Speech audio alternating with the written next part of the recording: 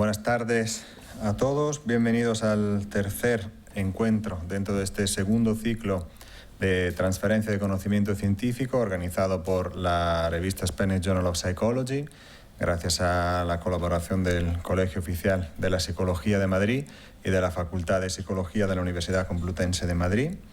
Hoy, siguiendo un poco la temática general de este ciclo de encuentros de psicología y COVID, vamos a tratar una temática pues muy impactante y creo que, en fin, dará mucho juego, que es en general el tema del duelo y, bueno, el rol de la psicología en la gestión, que es lo que se puede aportar, ¿no?, desde la disciplina en la gestión del duelo. Tenemos el placer de contar con dos ponentes muy expertos en la temática, en orden: Valeria Moriconi, responsable del Servicio de Apoyo al Duelo del COP de Madrid, y Enrique Parada, psicoterapeuta y psicólogo en contexto de emergencia, ¿vale? Entonces, al igual que hicimos en los otros encuentros, vamos a empezar con los ponentes. Os recuerdo que tenéis el chat para interactuar con los ponentes. Yo me encargaré de trasladar las dudas, inquietudes, preguntas. Así que, sin quitar más tiempo, vamos a directamente empezar. Y muchas gracias nuevamente por aceptar nuestra invitación. Muchísimas gracias al COP de Madrid por la invitación, pero sobre todo por el soporte que nos ha dado a los colegiadas y a las colegiadas en este año y medio de pandemia. Y muchísimas gracias, Mirko, en nombre del Spanish Journal of Psychology, por organizar estas videoconferencias tan importantes y tan interesantes, porque he podido ver las anteriores. Pues hoy tengo especial ilusión porque, aunque no haya público presente, pero somos ya tres en una misma mesa, y esto me emociona porque podemos decir que estamos volviendo un poquito más cerca de lo que estábamos acostumbrados a hacer, y vengo a hablar del impacto del COVID en la elaboración del duelo. Para poder empezar, me pareció importante traer la cita de Martin Buber, un filósofo existencialista, que remarca cómo el hombre es un ser que solo puede construir su propia identidad a través del contacto con aquello que tiene forma del tú. ¿Esto qué quiere decir? Quiere recalcar la dimensión relacional de la persona, y esto nos hace entender el enorme impacto, el enorme tsunami emocional que el COVID ha tenido y sigue teniendo en cada uno de nosotros. Porque si pensamos al individuo en su subjetividad, en su ser indivisible, entendemos todo lo que el coronavirus ha causado. Pero si hablamos de persona, entendiendo la persona como ese estar en relación, estar dialógicamente con otra persona, entendemos que nosotros, como personas y no solamente como individuos frente a la pandemia, hemos sido y somos muy vulnerables. Es ilusorio pensar que el distanciamiento social ha afectado solamente nuestra casa, sino que ha afectado el alma, los valores y la esencia de la persona. Por esto, quizás podemos entender no solamente a través del pensamiento, pero podemos entender a través de las tripas, de las emociones, dónde estamos en este momento. Hoy en día han fallecido 3.800.000 personas en todo el mundo. Esto quiere decir que no hay solamente 3.800.000 familiares en duelo, sino que el mundo entero está en duelo. Todos estamos afectados y todos hemos perdido algo o alguien significativo en nuestra vida. El duelo es una reacción natural ante la pérdida de un ser querido e incluye factores psicológicos, sociales y físicos. Cuando perdemos a alguien o perdemos a alguien, el doliente, nosotros empezamos un proceso activo, donde recalco la palabra activo, porque somos nosotros que buscamos, construimos esa adaptación ante las emociones que suceden a raíz de la pérdida. Los estudios recientes sobre el duelo por COVID subrayan que es un duelo agudo, persistente, mucho más que otros tipos de duelos. Y esto seguramente está relacionado a diferentes y múltiples factores de riesgo que tiene el duelo por COVID. El primero quizás es la posibilidad de un rápido empeoramiento del cuadro clínico. Hemos escuchado relatos, noticias de personas más cercanas de la sociedad, de los periódicos, de los telediarios, que hablan de la persona que sale de casa para ir con su propio pie al centro de salud, bien hospitalizado, y no se sabe nada más. No se sabe nada más que las llamadas que los familiares reciben por parte del personal sanitario, que va comunicando el estado de salud del familiar. Y muchas veces, después de alguna noticia más o menos positiva que relata mejoras del estado de salud de la persona querida, llega un rápido, dramático empeoramiento. A todo esto se añade el hecho que las personas no pueden acompañar sus seres queridos. Y esto quiere decir que no pueden ser testigos, no se sienten útiles, y se aumentan, se crean estos sentimientos de culpabilidad, esos asuntos pendientes que no podemos ir cerrando, esa falta de recogida de las últimas palabras, de las últimas voluntades, de la narrativa que construye la relación entre dos personas. Entonces, esta incapacidad de poder estar, de poder transmitir, de poder sentir nos impide hacer un duelo anticipado y nos catapulta en un duelo al que se acompaña un trauma, como veremos más adelante, sobre todo como nos explicará detalladamente Enrique. A todo esto se añade que en muchas familias, lamentablemente, han perdido a más de un familiar, a más de una persona. Estas pérdidas múltiples entenderéis que dificultan la elaboración del duelo, porque es una avalancha tal de dolor, de sufrimiento, que el doliente no sabe por dónde empezar. Entonces, nosotros también como profesionales tenemos que tener esta mirada atenta a dónde empezar y cómo acompañar. La ausencia del cuerpo para llorar y la ausencia de rituales sociales lo hablaremos a lo largo de esta charla, pero hacen que el aislamiento, la soledad y el drama in situ dentro de este duelo sea cada vez mayor.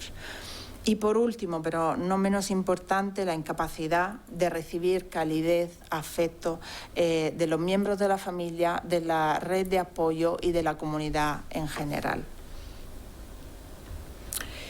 Y si a todo esto le añadimos el hecho de que el duelo, las emociones relacionadas al duelo no se desencadenan solamente cuando fallece, cuando llega una muerte en una casa, sino que se desencadenan frente a cada vez que sentimos una pérdida significativa en nuestra vida. Os invito a reflexionar sobre todas las pérdidas que hemos experimentado como personas en este año y medio. Hemos sentido que hemos perdido seguridad, control, relaciones, estructura, hemos perdido sentido, hemos perdido capacidades económicas. Pensemos a todas las veces que no hemos podido hacer lo que habíamos establecido en nuestras vidas. Todas las veces que hemos sentido que ya no tenemos el control sobre nuestra rutina, sobre nuestro día a día. Todas las veces que nos hemos encontrado fuera de nuestros roles cotidianos. Estábamos hablando antes con Enrique del hecho de que nos hemos tenido como profesionales que reinventar nuestro rol, abriendo la posibilidad del online, abriendo espacios terapéuticos online como hablaron la semana pasada en esta misma mesa. Todas las veces que nos hemos preguntado, ¿y ahora todo esto para qué? ¿Qué sentido tiene? ¿Cómo puedo encajar todo esto en mis valores, en mi estructura, en mis raíces?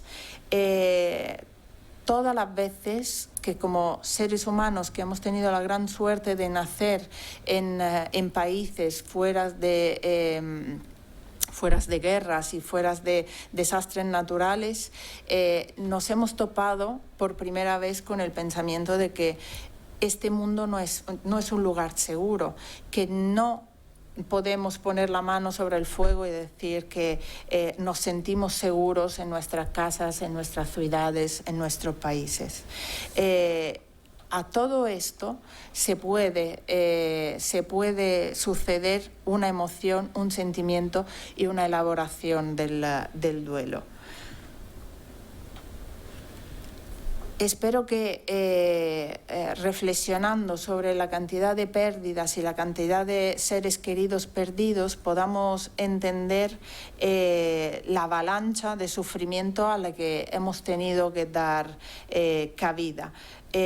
Cada uno en su casa y a través del COP, nosotros también con nuestros medios hemos querido poner un granito de arena para poder apoyar los dolientes en estos duros momentos. Entonces pusimos en marcha un servicio, un dispositivo de ayuda al duelo que sigue funcionando. Veis el mail ahí en la diapositiva, es un servicio gratuito y si alguien necesita este tipo de apoyo, no hace falta nada más que enviar un mail y haremos lo mejor posible para poder aportar algo en estas situaciones tan difíciles. El dispositivo de ayuda al duelo consta de 5 o 6 sesiones telemáticas con una duración de 40-45 minutos con el objetivo de realizar un acompañamiento ante la situación de la pérdida en un contexto de una intervención en crisis. Puesto en marcha este primer dispositivo, vimos que había casos en el que evidentemente la intervención en crisis no era suficiente para poder hacer frente, para poder abrir un espacio terapéutico de elaboración del duelo.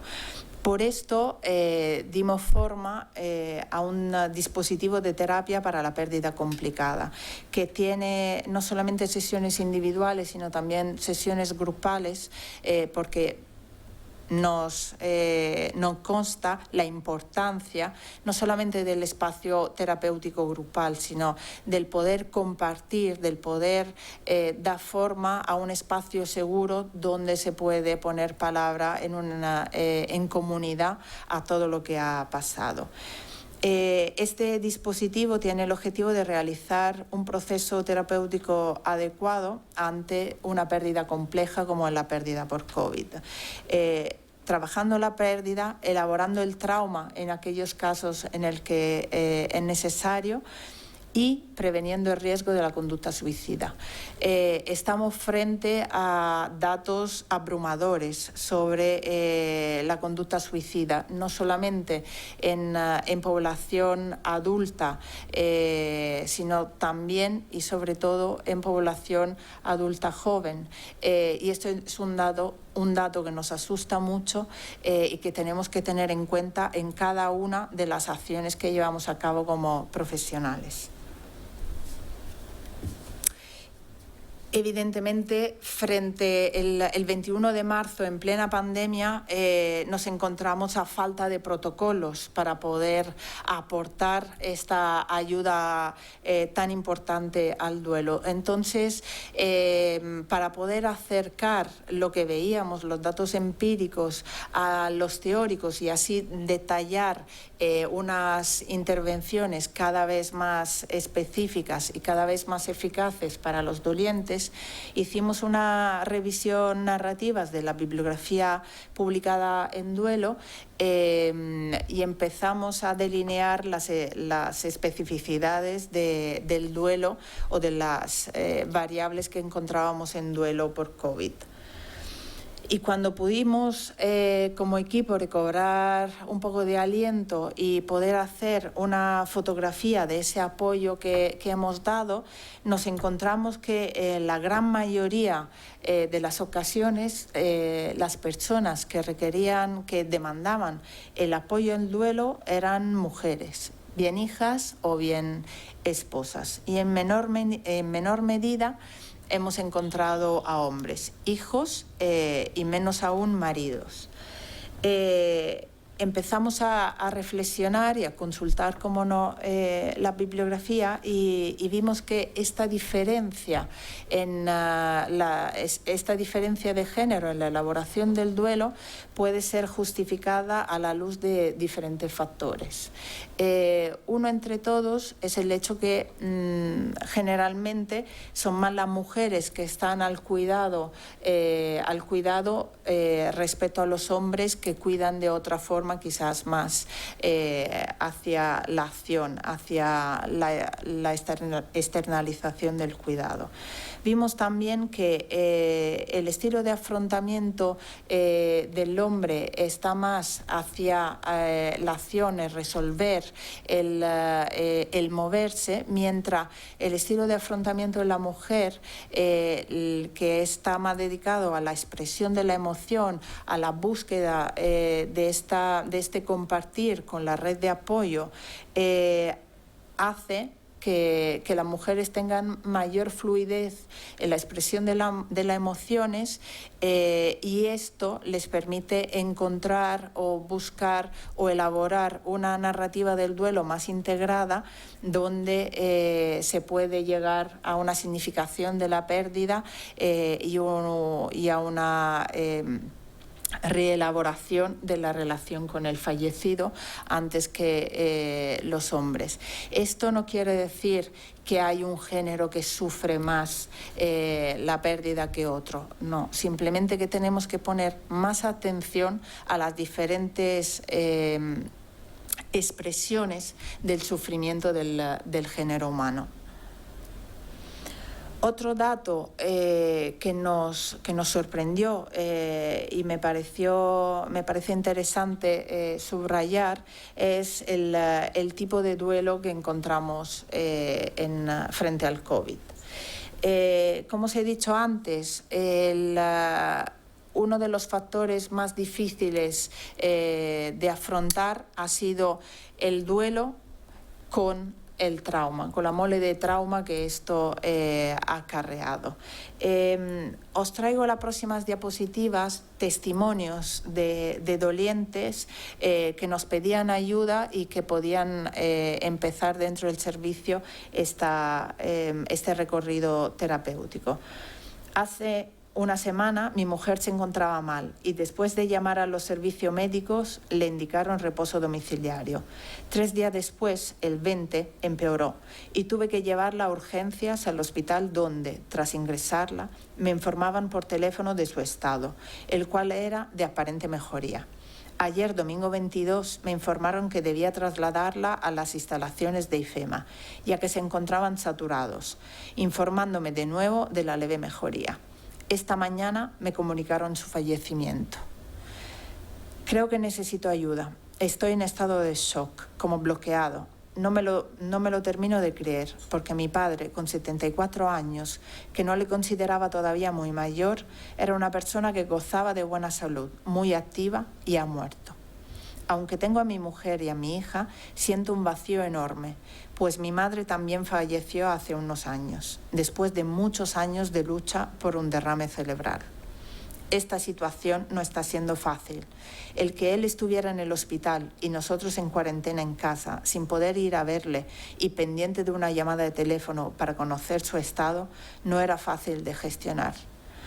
Veis perfectamente cómo estos testimonios nos llevan a una realidad donde falta totalmente la elaboración, donde podemos hasta ver los flashbacks, las imágenes intrusivas, la ausencia de coherencia en el relato, que nos acerca a una situación traumática y sobre todo a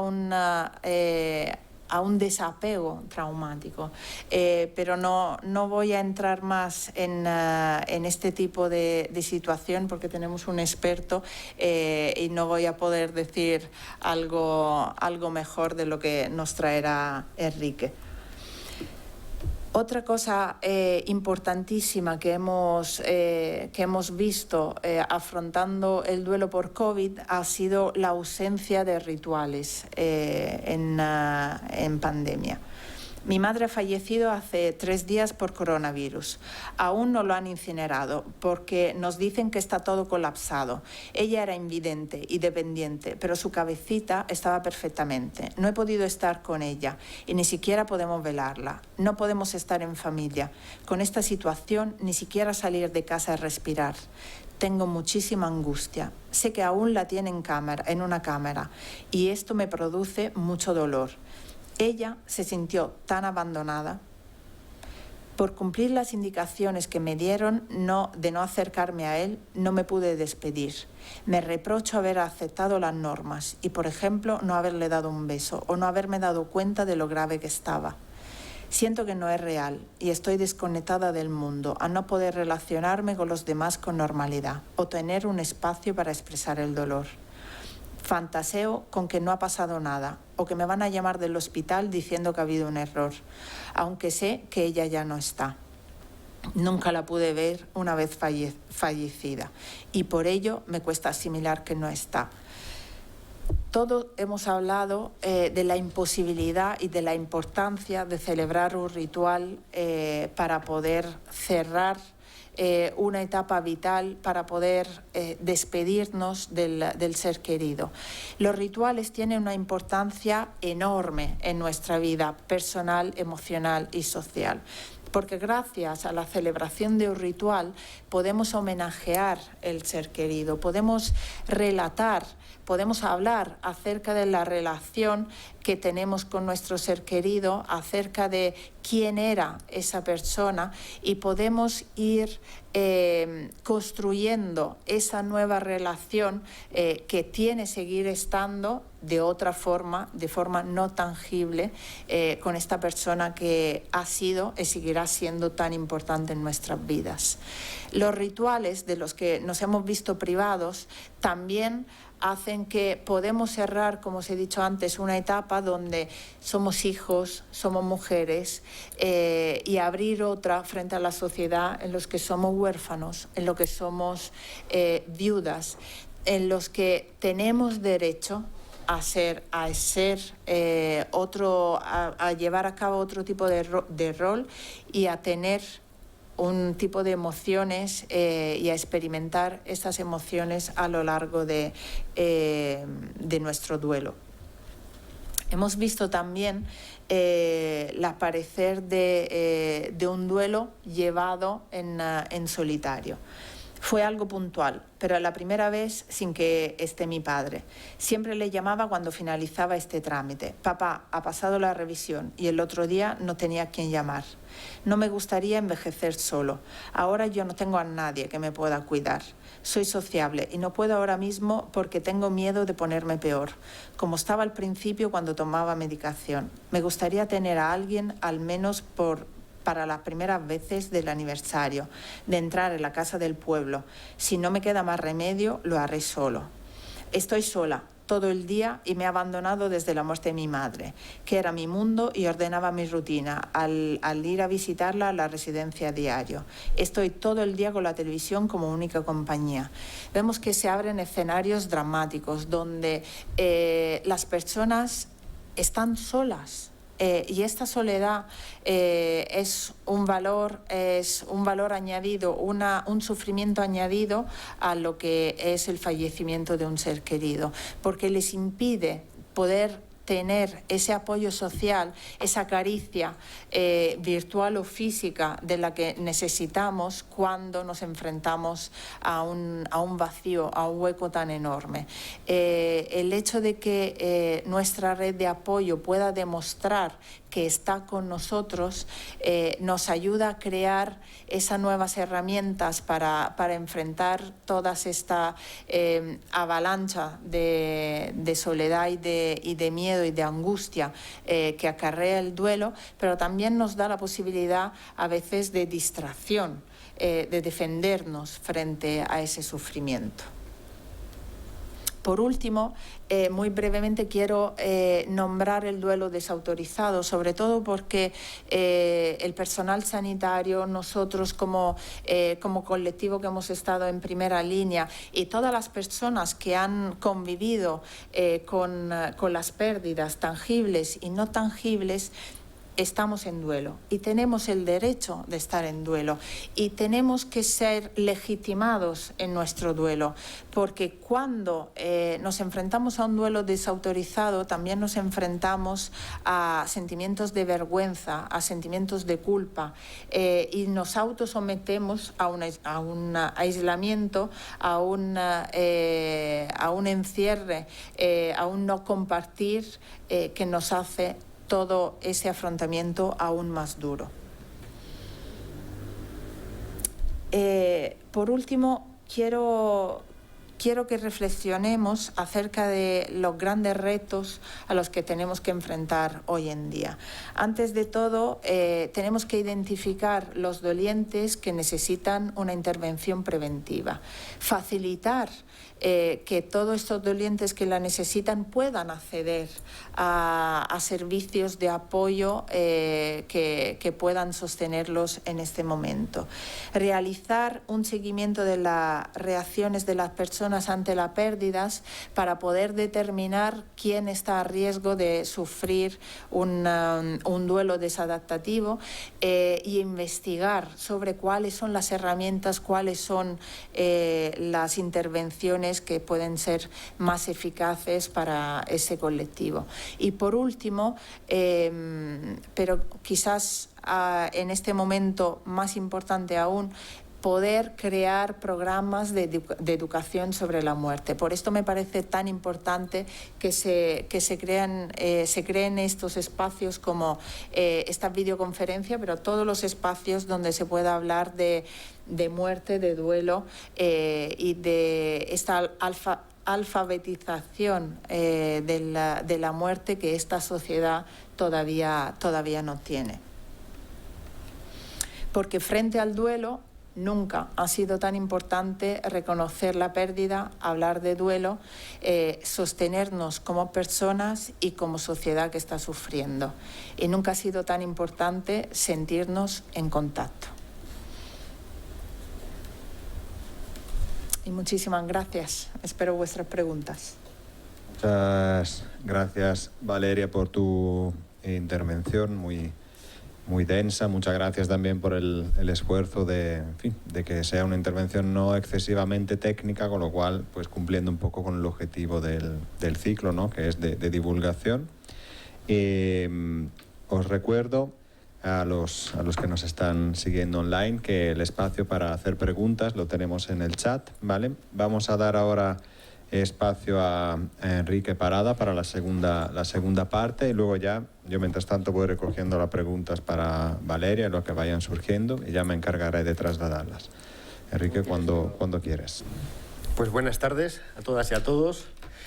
Bueno, estoy encantadísimo de haber sido invitado. Muchísimas gracias al Colegio Oficial de la Psicología, a la Universidad Complutense, a la revista y a ti, Mirko, también, por estar aquí ayudándonos. También estoy encantado de haber estado todos estos minutos escuchando pues, las cosas tan maravillosas y tan resonantes, por lo menos para mí, que nos ha compartido Valeria.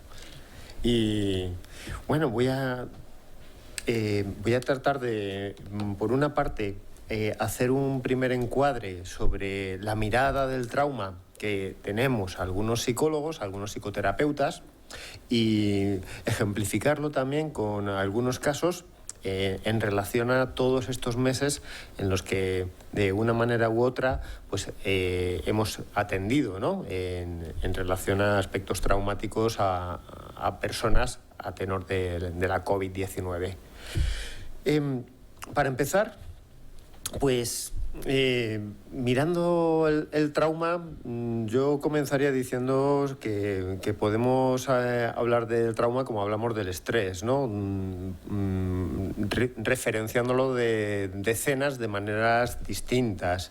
El trauma es un constructo que en mi caso lo planteo como un constructo transdiagnóstico, como voy a tratar de explicarme. Siempre, o al menos en algunas universidades, las que yo conozco, cuando se habla de trauma, se habla de ese criterio A del DSM-5 en la parte de trastorno de estrés postraumático.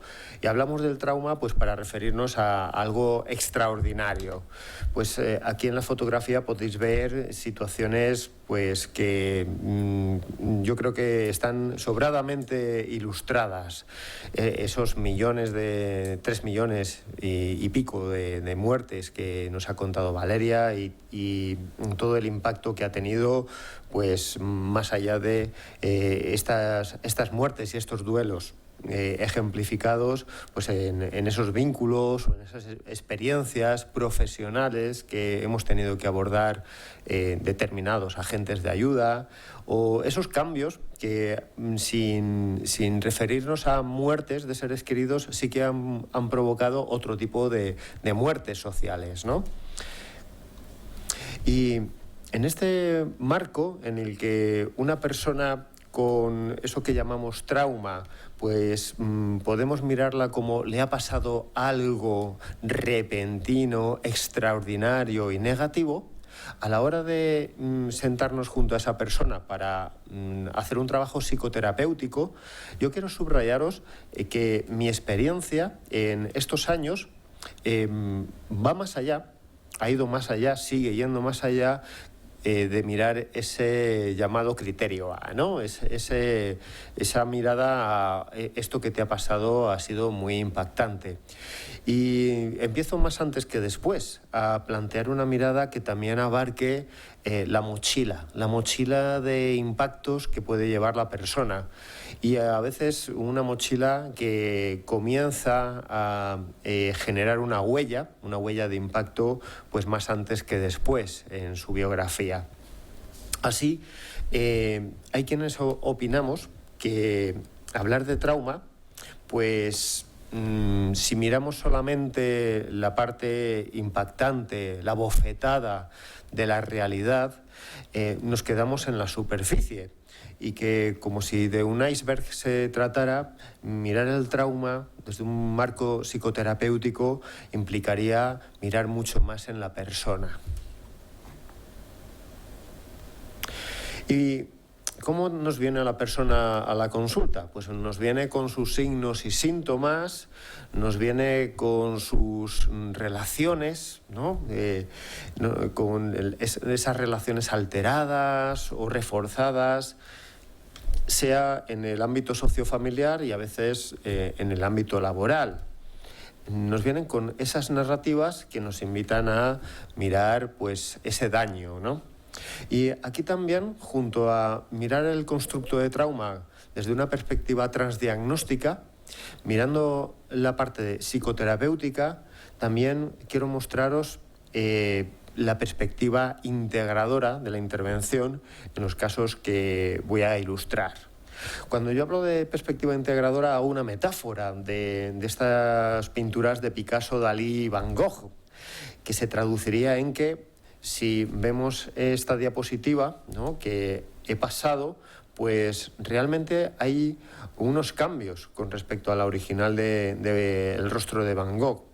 He puesto, vuelvo atrás, ¿no?, he puesto aquí el hígado de Picasso y el corazón de Dalí. Es una metáfora para deciros que mi forma de entender el trabajo psicoterapéutico es desde una perspectiva integradora, donde en mi caso pues me apoyo en el modelo contextual y el modelo de procesamiento adaptativo de la información.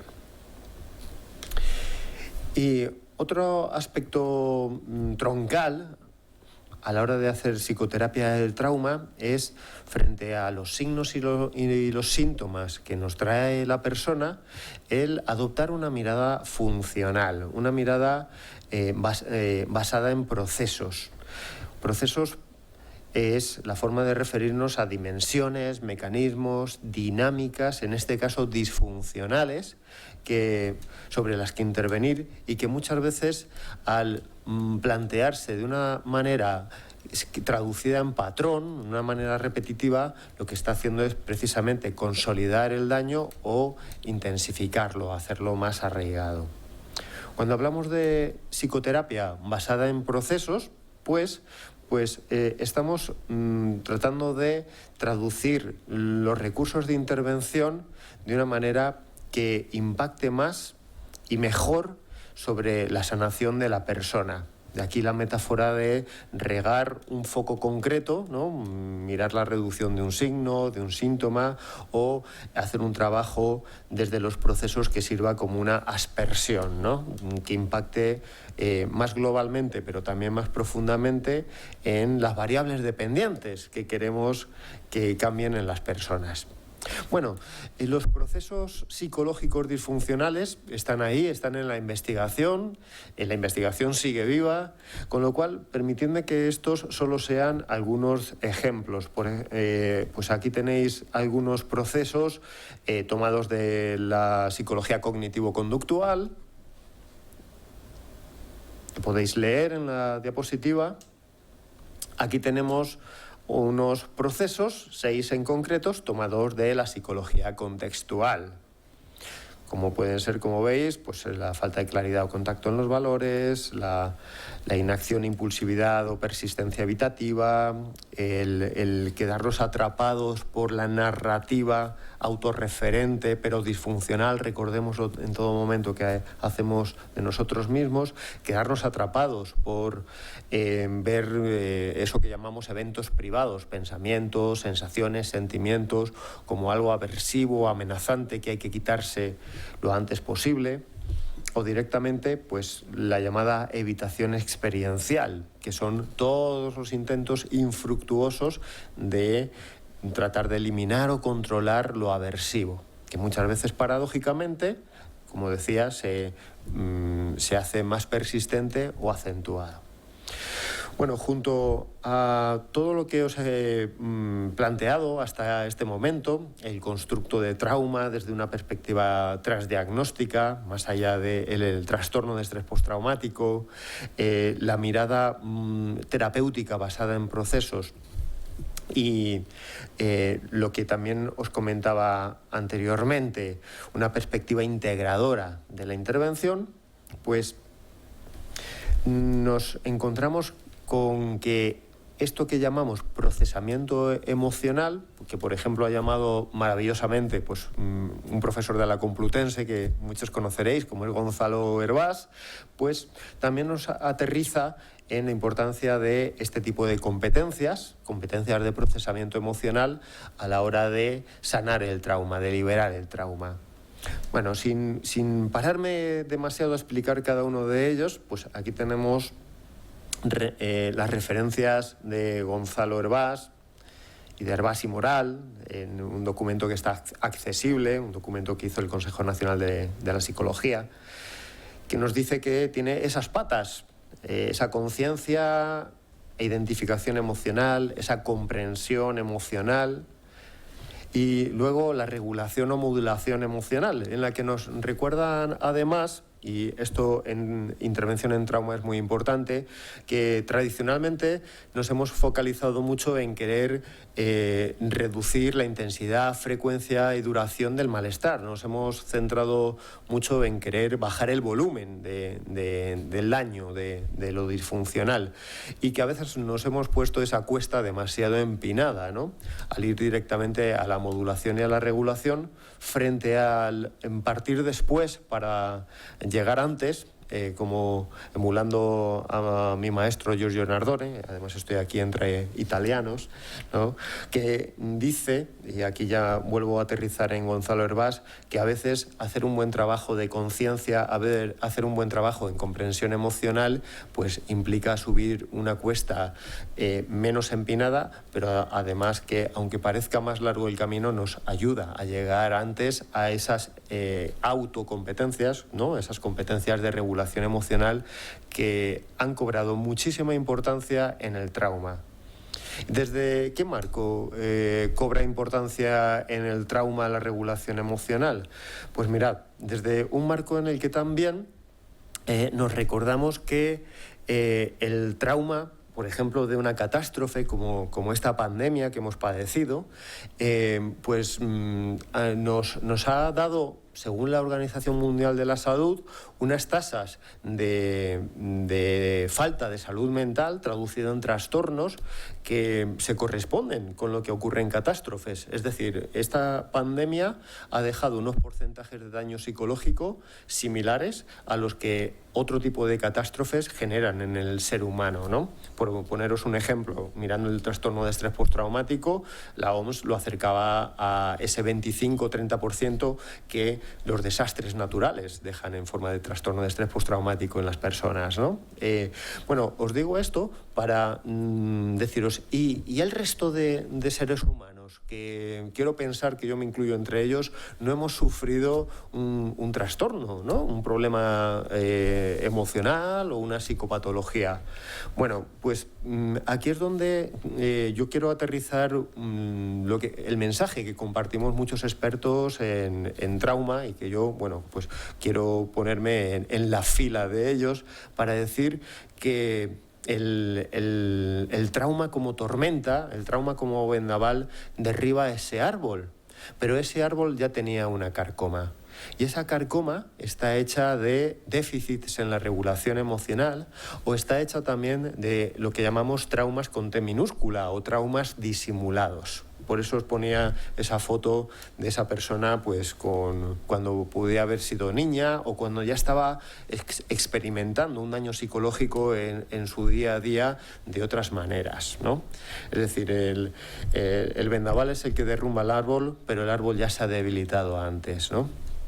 Y esto se traduce, bajo mi punto de vista, en dar mucha importancia en escuchar más allá de lo traumático, escandaloso, con T mayúscula, ¿no?, cuando hacemos psicoterapia del trauma. Aquí habéis podido ver, mientras hacía esta reflexión, pues estas variables dependientes que nos ayudan a ir del síntoma al proceso. Bajo mi punto de vista, pues liberar el trauma es dotar de competencias de regulación emocional a la persona. También es dotarle de un constructo que ya está en boca de miles y miles de psicólogos, que es el de flexibilidad psicológica. Flexibilidad psicológica no es ser un tipo o una tipa dura frente a los estresores de la vida, ¿no?, sino el relacionarnos sanamente con lo aversivo, lo naturalmente aversivo de esos estresores, para que se quede en ese marco natural en el que puedo seguir siendo competente, ¿no?, y no se convierta en una psicopatología. También es procesar y reconsolidar las memorias traumáticas, desbloquear y reconstruir lo fragmentado. Aquí es donde también tenemos que acoger, bajo mi punto de vista, a esa parte neuro, ¿no? A esa parte en la que lo traumático también ha generado unos cambios en todo lo que tiene que ver con el procesamiento de la información, ¿no? Unos cambios a nivel cerebral y donde quizás también toca hacer algo al respecto. Hacer los duelos. Bueno, cuando hablo de hacer los duelos, yo también soy de los que dice que estamos haciendo duelos constantemente. Evidentemente, algunos generan un daño emocional y psicológico donde necesitamos figuras pues como Valeria, ¿no? Como la amiga y compañera que tengo aquí al lado. Pero todo el rato en nuestra vida estamos relacionándonos con esa pérdida, ¿no? Y en este sentido, hacer los duelos yo lo quiero traducir con esa desregulación emocional que ha generado patrones en la persona, a veces sostenidos durante decenas de años, que se han convertido en disparadores llenos de sensibilidad ante lo estresante. Y cuando esto estresante se relaciona con lo traumático, en este caso con todo lo que estamos hablando de COVID, pues esos disparadores van a generar una desregulación enorme, ¿no? Insisto, estos disparadores a veces se han traducido en eso que llamamos apegos no seguros, ¿no? Y de ahí, pues, subrayaros en la importancia de hacer los duelos sanos por esos apegos no seguros que durante a veces decenas de años esa persona hoy adulta ha arrastrado y también pues está desorganizado, ¿no? en su vivencia del trauma. Y bueno, yo no entiendo el quitarse el dolor sin un para qué. Sin un para qué, si no tuvieras dolor, ¿qué estarías haciendo, ¿no? Hay un planteamiento maravilloso, bajo mi punto de vista, de Stephen H., un catedrático de la Universidad de Reno, que dice que, claro, como a tantos de los que hacemos psicoterapia, pues las personas vienen y nos dicen que quieren ser felices y lo ponen en equivalencia de quitarse pues todo el malestar, ¿no? Y entonces pues planteamos, si tú cada día pudieras ser feliz con la única condición de que cuando te levantas de la cama tienes que sentarte en una silla a sentir esa felicidad, para luego cuando llega la noche volverte a la cama y al día siguiente otra vez. Siéntate en esa silla a sentir la felicidad sin nada más en tu vida que sentir esa felicidad sentado en tu silla. ¿Querrías ser feliz? No tendrías más que felicidad, no habría dolor, no habría en tu vida nada aversivo. Claro, si nos paramos a pensarlo en un momento, la mayoría diríamos, queremos ser felices, pero estoy dispuesto a coger más cosas que no sean felicidad para vivir, ¿no? Pues de aquí la importancia de esa mirada, ¿no? a los valores, a lo valioso. Y con todo este marco que he planteado, pues quiero ejemplificar algunos casos con los que yo he trabajado desde el mes de abril, en el que estuvimos confinados, hasta hoy, que todavía pues sigo trabajando con algunos casos relacionados con trauma y COVID-19, ¿no? Aquí voy a cambiar los nombres, pues os muestro a Cristina, ¿no? Cristina, una estudiante que se gradúa en enfermería y su primer trabajo pues es en una UCI madrileña, además, porque Cristina no es de Madrid, se viene a Madrid a trabajar, insisto, por primera vez en su vida. Al cabo de unas semanas, pues empezó a trabajar con Cristina, pues no voy a ilustraros mucho los horrores que experimenta en una UCI en aquellas semanas, pero bueno, serían pues muy impactantes, ¿no? Cosas que tiene que hacer y cosas que tiene que dejar de hacer. Pero fijaos, ya en esa primera sesión, más pronto que después, Cristina deriva de esos ejemplos de trauma a otro tipo de dinámicas, ¿no? Por ejemplo, una dinámica de pareja donde ella se siente desautorizada por una pareja que además es como ella, enfermero, ¿no? Se siente desautorizada a la queja. Cristina empieza a sentirse sola, ¿no? Además, pues Cristina experimenta mucho miedo a equivocarse y tanto o más a preguntarle a personal veterano. Miedo y vergüenza de recibir una crítica o un comentario de esto deberías saberlo.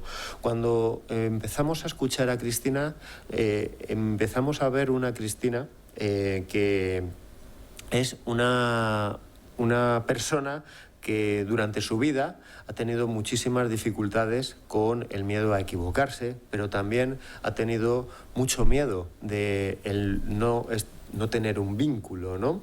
Ya desde el colegio, ¿no? Donde le costó mucho trabajo el pertenecer a.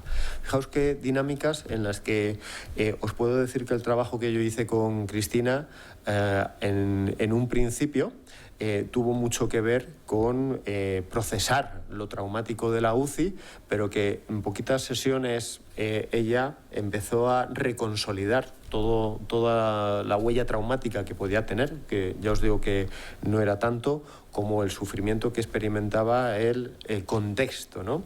Y ahí estuvimos trabajando desde un marco relacional y Cristina pues empezó a probar a relacionarse de manera distinta hasta que paradójicamente incluso se convirtió en la cuidadora, ¿no? Y la que acabó prestando apoyo emocional a su pareja al cabo de unas semanas. Este caso que os presento aquí de Edu, un taxista de una provincia, de una comunidad autónoma distinta, estoy trabajando con él online. Pues Edu es de esos que no pudo despedirse de su padre, ¿no? Su padre murió y Edu empieza a generar una rabia muy disfuncional en el contexto familiar y su esposa, psicóloga, psicoterapeuta, pues llega un momento en que se genera una crisis de pareja enorme, una crisis familiar, en el que le da un ultimátum, que o hace psicoterapia o se acaba la relación. Y os puedo decir que con Edu está pasando un poco algo parecido a lo que os ejemplificaba antes. Nos estamos centrando en una rabia que para Edu ha sido un mecanismo de afrontamiento de todo lo estresante en su vida desde que era niño, ¿no? Yo trabajo mucho con la línea de vida y ahí nos encontramos un montón de dianas, ¿no? de disparadores que ahora mismo son los que estamos procesando, ¿no? Para que dejen de tener ese impacto y bueno, pues está habiendo cambios interesantes, aunque llevamos pues poquitas sesiones, o sea, puedo hablar de 3 o 4. En el caso de 3, este que he llamado el dolor de amar, pues mirad, aquí tenemos a un joven de 30 y tantos años que es un profesional que trabaja en pisos de acogida. En este caso son pisos de personas con diversidad funcional intelectual. Son personas con las que se viven durante muchos años. Fijaos, hace 3 semanas he tenido que hacer un debriefing psicológico, no sé si sabéis de qué hablo, ¿no? Una atención inmediata a equipos afectados pues por la muerte de una chiquita con síndrome de Down por COVID. Una chiquita que tenía poco más de 30 años y me decían en el centro que llevaba con ellos desde que tenía 1 año. Sí, es decir, os lo pongo como ejemplo para que veáis una relación profesional en la que a veces el vínculo es de muchos años, ¿no? Y bueno, pues también en un contexto como en este caso era una casa de acogida donde la convivencia es muy importante, ¿no? Bueno, pues aquí tengo este caso de este chico que empieza a encontrarse muy mal, me le derivan y tiene unas ideas suicidas, de carácter, yo diría, moderado, ¿no? Moderado, ahí al borde de pasar a lo que calibraríamos como de alto riesgo, ¿no? Por todas las variables que trabajamos ahí. Bueno, pues él tuvo que estar con el cadáver de un usuario, además con el que tenía ya un vínculo más allá de lo profesional, ¿no? Él lo define como que para él era un ser querido, ¿no? De tal manera que, bueno, tiene que convivir con el cadáver durante varios días, sabéis también, ¿no? Todo lo que tuvieron que hacer los bomberos, la UME, a la hora de, pues, rescatar cadáveres de domicilios, ¿no? Y con él trabajé suicidalidad, porque en mi forma de entender ese trabajo hay que empezar por ahí, durante varias sesiones, desde el modelo cooperativo de Jobs. Jobs es un señor que ha trabajado con miles de pacientes suicidas, y cuando estuvo controlado, ¿no? Al cabo de 3-4 sesiones, el trabajo que hice con este chico al que voy a llamar Raúl fue un trabajo en el que tenía depresión. Raúl estaba deprimido. Estamos hablando de que habían pasado como 4 o 5 meses desde la muerte traumática, ¿no? Que experimentó en esa casa de acogida. Y estuvimos trabajando, pues, desde la activación conductual. También estuvimos trabajando desde los valores, ¿no? Desde qué seguía siendo importante para él. Me acuerdo que claro, cuando preguntas esto por primera vez, o a la primera te dicen nada, pero si nos quedamos ahí, mal vamos, ¿no? Y bueno, luego estuvimos encontrando pepitas de oro en el barrizal, y también estuvimos haciendo ahí un trabajo orientado a valores y con activación conductual que se tradujo en que fue aterrizando nuevamente en la vida. Bueno, este fue un trabajo muy bonito, porque en relativamente pocas sesiones, y no defiendo las pocas sesiones, defiendo que las sesiones tienen que ser las que tengan que ser, ¿no? Pues él empezó a resucitar, ¿no? Volvió a resucitar, volvió a conectar con cosas importantes que tenía aparcadas desde el dolor, ¿no? Desde el marco del dolor. Aquí también os quiero subrayar cómo la vida de Raúl es una vida en la que Raúl ya estaba gestionando un duelo traumático antes de la muerte de este usuario. Un duelo de pareja, un duelo en el que después de muchos años de tener una pareja como persona con base segura, pues esa pareja le es infiel, y Raúl, desde sus reglas, pues de la noche a la mañana le dice que se separan, y se separan, ¿no? Es decir, no hubo mucho más, ¿no? Me has traicionado, vete, ¿no? Entonces Raúl tenía ahí ese duelo en marcha, y no demasiado trabajado. Pero si miramos a un Raúl más allá en su biografía todavía, vemos a un chico que con 18 años huye de casa, en cuanto puede huye de casa, porque lo que tenía en casa por parte de sus padres era una dinámica de maltrato, ¿no? De maltrato psicológico. Bueno, con esto os doy pistas de eso que estamos hablando, de trauma disimulado y trauma con mayúscula, ¿no? Trauma de pandemia. En el caso 4, pues os muestro una profesional sanitaria, la he llamado Laura, de estas que se ponen uniformes y se suben en UBIs móviles, ¿no? Aquí en Madrid pues hay miles, con lo cual da igual si era técnico, enfermera o médico, ¿no? Hablamos de Laura, una profesional de una UBI móvil, que me pide ayuda pues al cabo de unas semanas en las que había sido alumna mía de un taller de tantos que hemos dado también en el marco del autocuidado de los intervinientes. Y Laura tiene un cuadro de pánico, tiene un cuadro de pánico importante cuando se pone los trajes, ya sabéis, ¿no? Esos EPIs, y tiene que subir a domicilios, a veces sin ascensor, donde empieza a tener miedo al miedo, ¿no? A toda esa reactividad fisiológica. Y bueno, pues vemos en Laura una persona que cuando la conozco, pues es una persona que ha estado de baja por un daño físico, ¿no? Por una enfermedad cardíaca. Es una persona perfeccionista, hiperresponsable y controladora en la necesidad de sentir esa autoeficacia y ese dominio de los problemas, ¿no? Bueno, Laura pasó pero que muy mal su baja laboral porque se sentía fuera de control, tampoco daba muy bien con lo que le pasaba hasta que lo encontraron, y cuando vuelve a trabajar, pues vuelve en toda la pandemia, donde empieza a generar este cuadro, ¿no? Con Laura tuve que trabajar sobre todo su miedo a no tener el control, como podéis imaginar, ¿no? Y en este caso pues lo hice desde la terapia, aceptación y compromiso, donde aquí os lo pongo como ejemplo para subrayar el trabajo con defusión cognitiva también, ¿no? El trabajo en desidentificación, en ver todas esas sensaciones, pensamientos, etcétera, como meros sensaciones, pensamientos, etcétera, ¿no?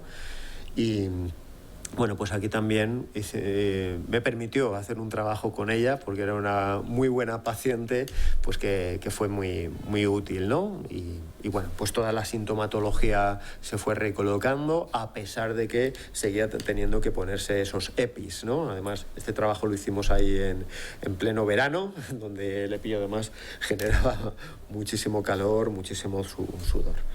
Y creo que os voy a decir rápidamente pues un par de ejemplos más para finalizar un poco el planteamiento que os he hecho. En este caso 5, fijaos, es un caso que sigue abierto. Mañana tengo sesión con, a ver cómo, la he llamado Berta. Bueno, pues Berta es una profesional sanitario, bueno, en este caso es una médico, que viene de trabajar en catástrofes a primerísimos de marzo del 2020, es decir, todavía no nos poníamos mascarillas, todavía no estábamos confinados, y me la derivan ya pues con un desgaste importante, de haber trabajado en un contexto de catástrofe en un país africano. Y justo pues nos confinamos, seguimos trabajando online, pero ella pues con un sentido de ayuda y de responsabilidad importante, además es una especialista muy relevante en infecciosas, con lo cual era importante su presencia, pues comienza a trabajar en una UCI madrileña también. A veces jornadas de 70 horas a la semana, ¿no? Bueno, pues aquí nos encontramos con una mujer que pasa de una catástrofe a otra. Fijaos cómo se iba a trabajar para no quedarse sola en casa. Aquí nos encontramos también un trauma relacional enorme, con un problema de pareja enorme, con un problema de aislamiento familiar enorme, es decir, con una Berta que se va a África porque es ahí donde socializa. ¿Sí? Aquí ha habido que resucitar el que se convierta en un ser social en este contexto.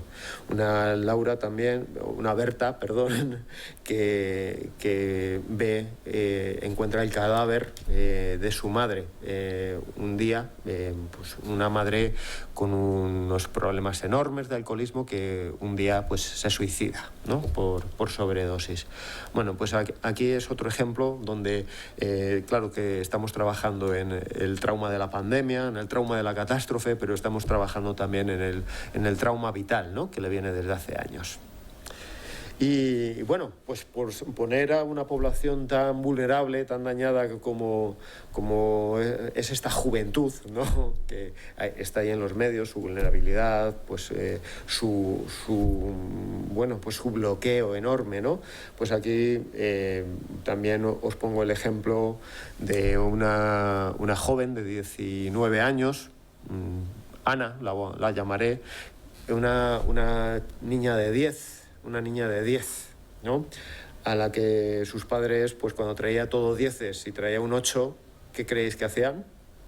Lo que estáis pensando, ¿no? La echaban la bronca por ese 8. Una niña, pues que nace en un contexto, crece en un contexto donde los padres pues no son un apego seguro, ¿no? Los conozco muy bien, además, a ambos. Y Una niña, en definitiva, que siendo de 10, pues se bloquea absolutamente y suspende, se cortocircuita, no es capaz de sentarse a estudiar, ¿no? Una niña en la que cuando la veo en consulta, pues veo dos grandes creencias nucleares que siente verdadera y sufre, que son la de no tengo control y la de no valgo. Porque cuando ha buscado apoyo en sus iguales, en sus referentes, ¿no? Con 19 años, pues lo que ha encontrado ha sido aislamiento, barreras, etcétera, ¿no? Y una niña, en definitiva, con la que lo que estamos trabajando es pues ese autoconcepto y esa tolerancia a la incertidumbre, ¿no? que tantos jóvenes pues están necesitando como mecanismo de regulación emocional. Bueno, pues yo creo que hasta aquí he llegado y he querido mostraros pues también ese iceberg, ¿no? Que más allá de la pandemia merece la pena el mirar qué hay en esa persona en concreto, ¿no? Que ha experimentado ese trauma con T mayúscula y qué otras desregulaciones o traumas disimulados pues va a ser necesario también trabajar. En mi caso, pues como os decía, desde la psicología contextual y en el caso de ese procesamiento adaptativo de la información, pues mi herramienta es ese marco terapéutico que es MDR también. No quería dejar de subrayarlo también. Vale, pues muchas gracias.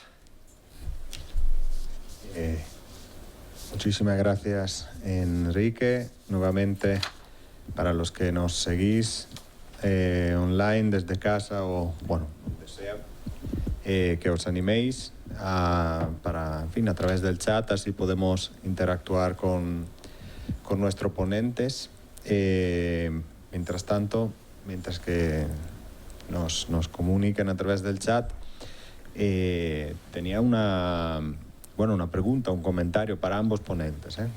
Ambos habéis mencionado el tema del suicidio y precisamente, dos cuestiones, ¿no? En relación al suicidio. Uno, el suicidio en aumento, me parece haber entendido.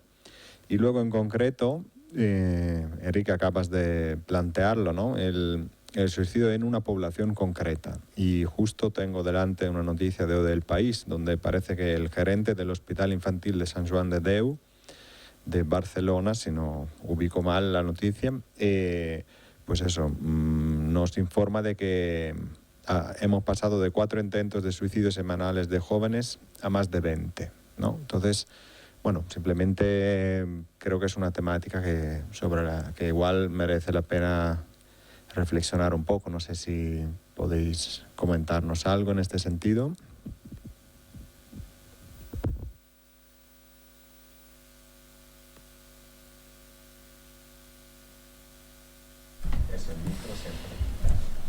Pues muchas gracias, Mirko, por traerlo, porque yo creo que se tiene que hablar de suicidio, como he dicho antes, se tiene que hablar de muerte, se tiene que hablar del lado oscuro de la vida, porque últimamente estamos viviendo en una sociedad donde solo o se subraya, ¿no? la foto bonita, la foto feliz. Antes, con el maravilloso ejemplo que nos ha traído Enrique, nos hemos podido plantear: ¿realmente queremos estar todo el rato felices? Y cuando no podemos, ¿qué hacemos? Pues ahí es donde tenemos que construir todos, no solamente nosotros como psicólogos, psicoterapeutas, sino toda la sociedad tiene que construir un mundo más seguro para estas personas, estos jóvenes adultos que no tienen las herramientas para poder sostener un drama vital, como puede ser una pérdida, un trauma, un desamor, cualquier tipo de situación que les pone delante de una dificultad existencial. Por esto tenemos que hablar de reforzar esas herramientas, construirlas junto a ellos para que estos índices dramáticos se vayan bajando lo antes posible.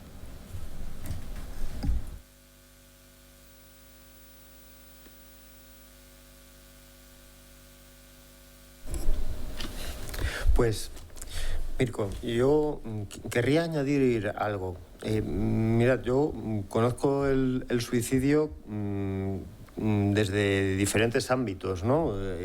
Pues he atendido en el ámbito de la emergencia, crisis suicidas, en psicoterapia. Han venido pacientes, me vienen pacientes, ¿no? Que incluso pues han sobrevivido a intentos de suicidio. Y yo mismo soy superviviente del suicidio, que es como nos llaman a los que hemos perdido a seres queridos, ¿no? Que se han quitado la vida. Pues, claro, yo desde luego estoy muy sensibilizado con esta problemática y tengo el privilegio, además, de hablar de lo que es una persona con intento de suicidio a los servicios de emergencia. Aquí, por ejemplo, en Madrid, pues formo parte de un equipo que se ha ido especializando, de bomberos en concreto, en intervención en tentativa suicida, hasta el punto de ser ahora pues punta de lanza y que estamos formando a nivel nacional, ¿no? a otros servicios de otras comunidades y de otros países. Yo he hecho esta introducción para deciros cuando enseño a no profesionales de la salud mental lo que es una persona que tiene una tentativa suicida o una ideación, empiezo a decirles y a hablarles de dolor y de daño emocional, ¿no? No son personas que tengan un trastorno, que evidentemente también los hay, ¿no? Cuando hablamos de la rama de la psicosis, por ejemplo, pero estamos hablando de dolor emocional y de, por supuesto, recursos limitados de afrontamiento de ese dolor.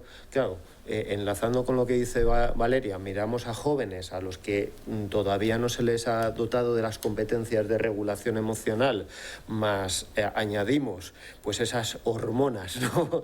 Esa revolución cerebral, ¿no? Que están experimentando, esa tormenta cerebral que dice Daniel Siegel, ¿no?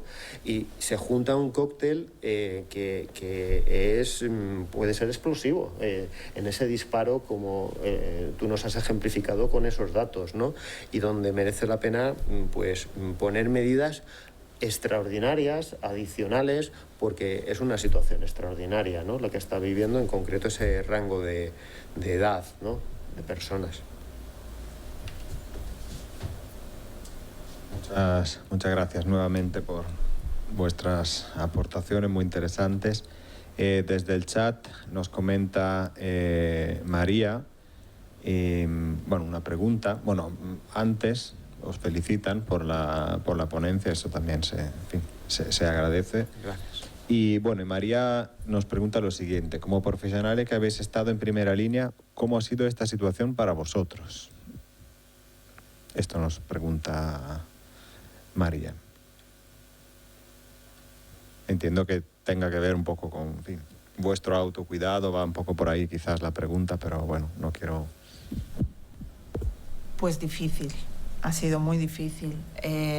Para mí, como enamorada de mi profesión, puedo decir que ha sido un privilegio sentirme útil durante la pandemia, y esta posibilidad también ha minimizado el impacto que la pandemia ha tenido sobre mí, Valeria, persona, que evidentemente, como he dicho antes, estaba experimentando y sigue experimentando pérdidas, afortunadamente no hablando de muertes. Pero como rol de psicóloga ha sido muy difícil porque personalmente he tenido que cambiar todas las herramientas de las que disponía, todas las bases que me hacían sentir segura en el desenvolver mi práctica clínica a diario. He tenido que reinventar pues un espacio terapéutico, como han hecho muchos compañeros, y he tenido que aprender sobre la marcha, intentando ayudar, intentando construir nuevos protocolos, intentando reflexionar y sentir con cada paciente cada matiz que podía ayudarle a elaborar esa pérdida. Y quizás también cuando he podido parar fuera del contexto de emergencia, he podido subrayar, y no me canso nunca de decirlo, no solamente esa fatiga por compasión, sino también esta satisfacción por compasión, ¿no? que a veces damos por alto dentro de nuestro día a día. Pero sobre todo he contactado con la necesidad de reír, de desconectar, de rodearme de personas que puedo abrazar, mi núcleo familiar, y en definitiva de la importancia del autocuidado.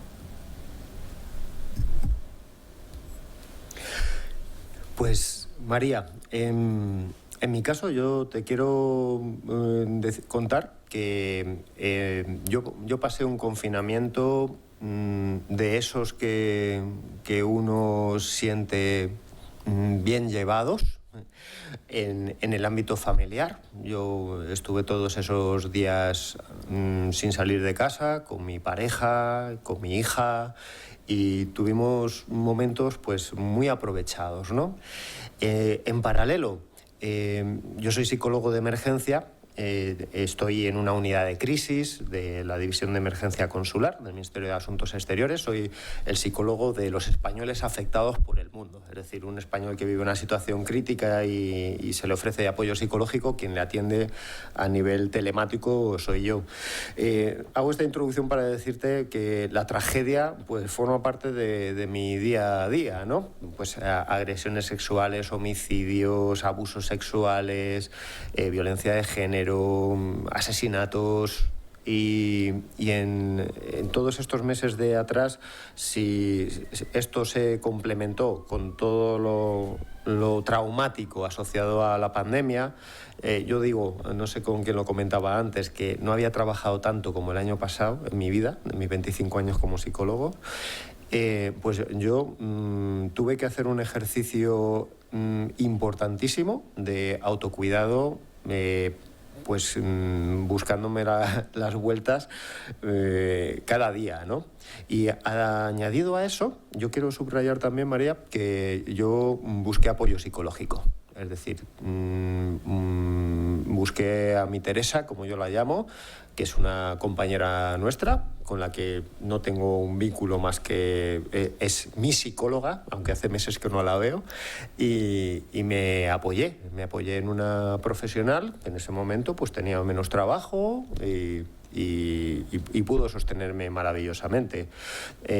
Anecdóticamente os diré que yo ahora mismo tengo 6 psicólogas en consulta, en mi agenda, y algunos de ellos pues asociados a situaciones también de pandemia. Como veis, pues el apoyo mutuo, ¿no? Creo que forma parte también de ese recurso, y en mi caso he querido subrayar que aunque seamos psicoterapeutas, pues eso de ir al psicólogo también merece la pena que nos lo planteemos. Nuevamente, gracias, y también gracias por compartir tan generosamente vuestra experiencia personal, ¿no? Elena nos dice enhorabuena a ambos, o sea, empezamos por ahí, y luego pregunta, creíamos que de la pandemia iba a salir una sociedad mejor y nos estamos dando cuenta de que no es así. ¿Creéis que esto puede ser más traumático que la propia pandemia en sí? Es decir, lo que es algunos llaman, me permito añadir, lo que es quizás una nueva pandemia de salud mental, que por otra parte tendremos el encuentro la semana que viene precisamente destinado a ello, ¿no? Pero me gustaría escuchar vuestra opinión al respecto.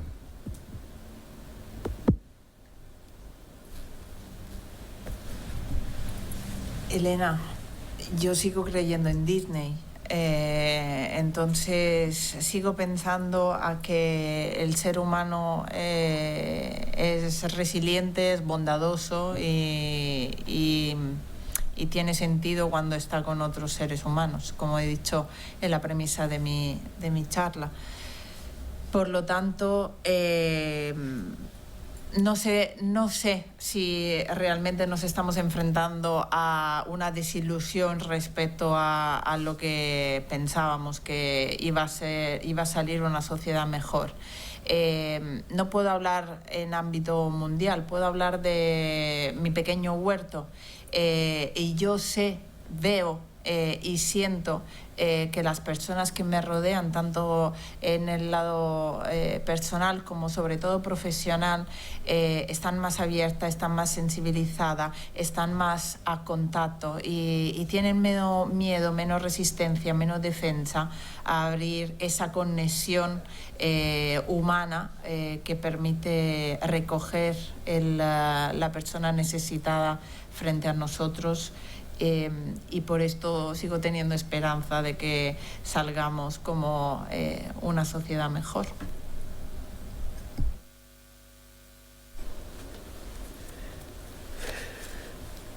Bueno, yo no sé qué pasará, la verdad. No sé qué pasará.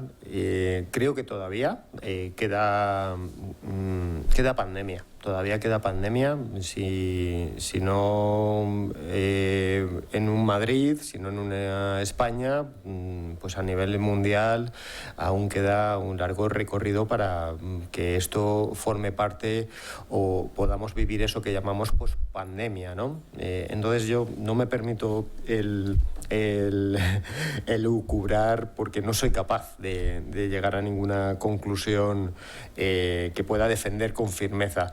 Pero bueno, ya sabéis aquello del yin y el yang, ¿no? Para que haya gente buena, pues ya sabéis, para que haya luz tiene que haber oscuridad, ¿no? Y podemos establecer matices distintos, evoluciones sociales distintos. Me recuerda el 11 de septiembre, ¿no? Cuando los americanos empezaron a ser patriotísimas y los neoyorquinos en concreto pues hacían cosas distintas, ¿no? En términos de humanidad, pero bajo mi punto de vista todo esto pues al final tiene que encauzarse en un statu quo pues que si miramos atrás en la historia no tenga curvas demasiado distintas, ¿no? Como cuando nos ejemplifican los comentarios sobre los jóvenes que hacían los antiguos griegos, ¿no? Decían, ¡ay, esta juventud! Y en el siglo XXI se sigue escuchando esto, ¿no? Yo creo que todo esto se posará en la pospandemia y volveremos a un statu quo donde no haya pasado nada significativamente distinto, ¿no? En términos de relaciones sociales. Y no tiene por qué ser malo. Lo que tenemos que hacer es seguir trabajando, nutriendo y alimentar esa resiliencia comunitaria que ahora está empezando a escucharse por ahí, ¿no? Muchas gracias. Otra pregunta del chat de María José. Tras la pandemia, las consultas de psicología han aumentado considerablemente en España. Las personas están perdiendo el miedo a las dudas para ir al psicólogo. Estamos siendo más comprendidos y valorados, entiendo, como profesionales en el ámbito de la psicología.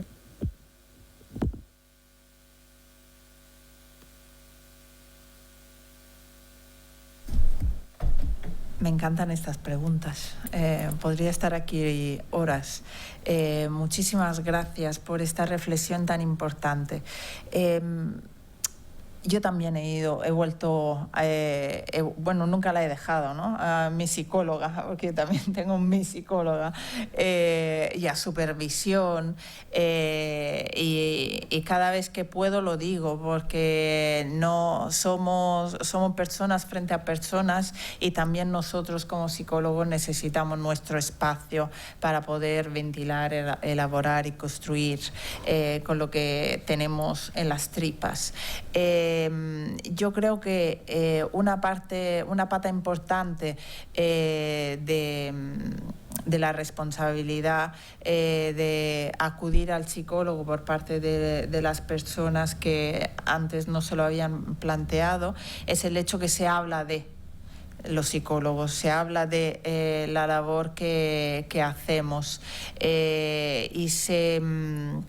y también se ha dado visibilidad a los recursos que tiene la población para poder hacer este trabajo terapéutico, que no es solamente la consulta privada, sino puntos muchos servicios gratuitos para la ciudadanía que se han puesto al servicio de la sociedad por parte de las comunidades, colegios oficiales y del Estado.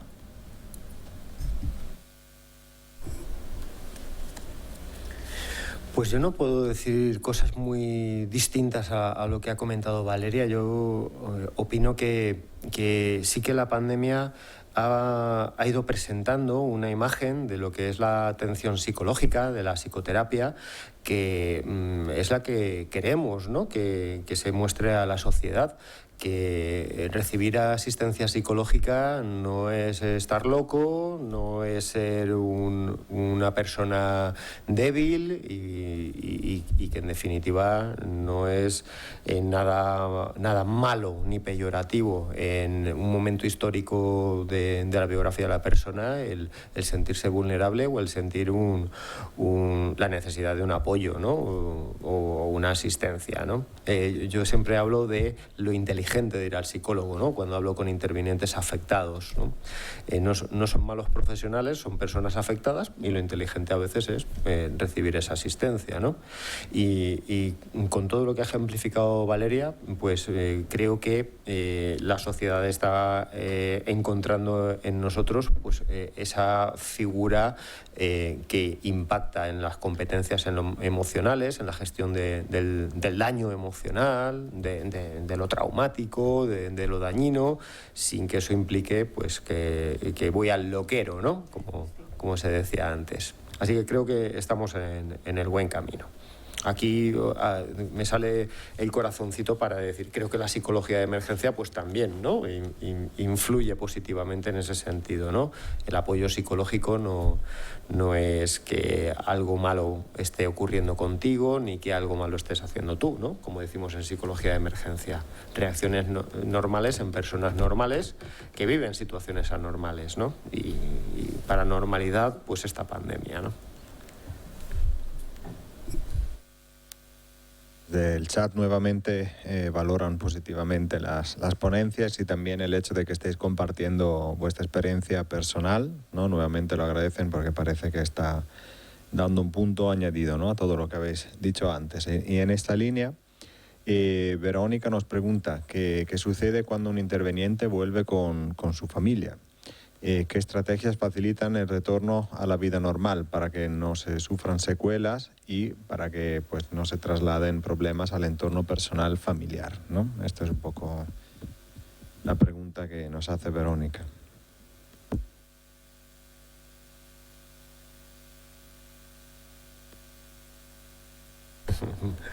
Vale. Pues Verónica, muchísimas gracias por preguntar eso, porque también, de alguna manera, eso se está refiriendo a nosotros y a nosotras, ¿no? Como personal interviniente que somos. Pues mira, yo en esos meses de confinamiento, como comentaba antes, he hecho bastante trabajo en forma de webinar, de talleres virtuales con servicios de intervinientes de diverso ámbito, sanitario, de emergencia, hospitalario y bueno, pues a veces te encontrabas con que evidentemente llegar a casa implicaba por una parte, el tener que gestionar todo lo que traes de tu lugar de intervención, ¿no?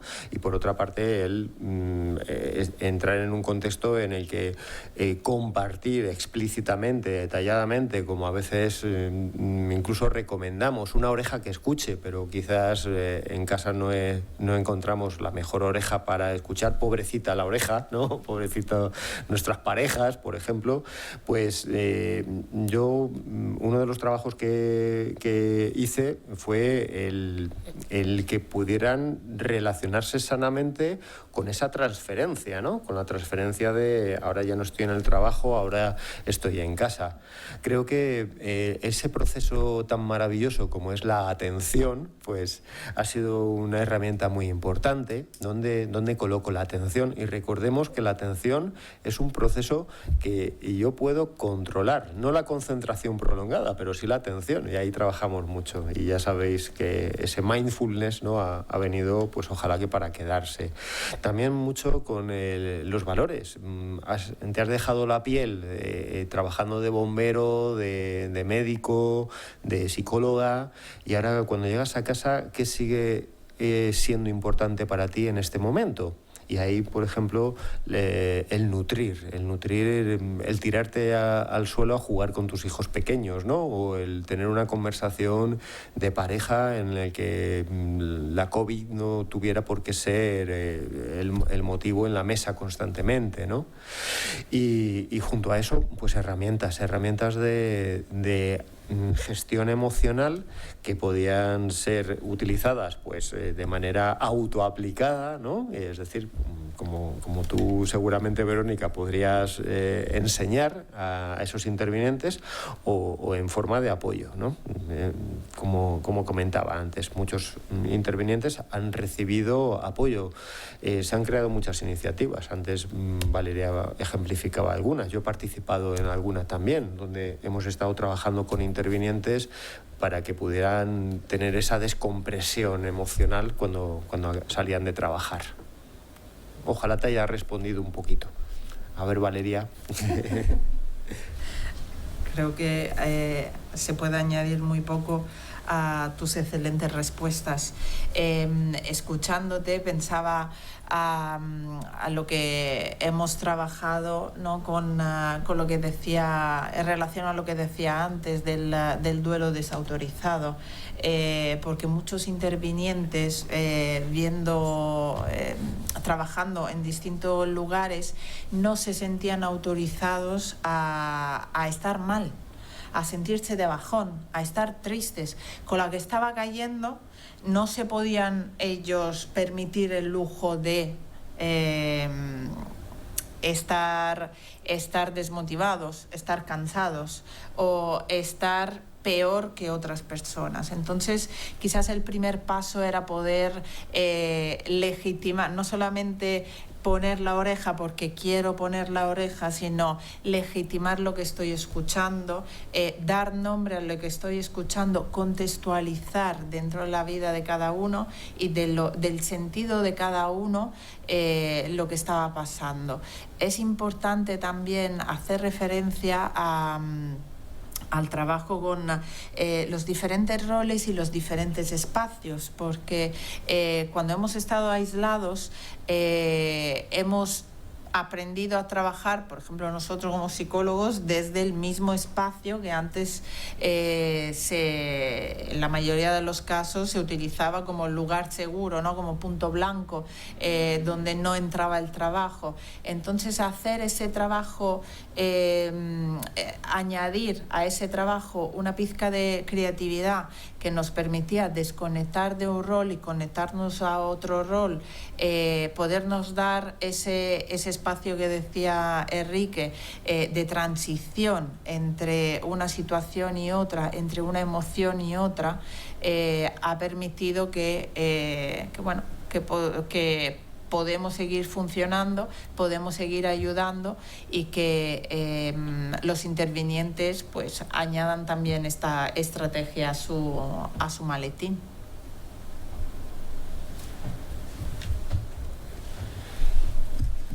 Nos dicen desde el chat que muchas gracias por las respuestas, que se quedan muy contentos. Vamos a ver unas preguntas que también tenía yo aquí apuntado. Vamos a ver, una cosa que a mí personalmente me llama la atención en términos así de inquietud intelectual es el tema de la desigualdad, ¿no?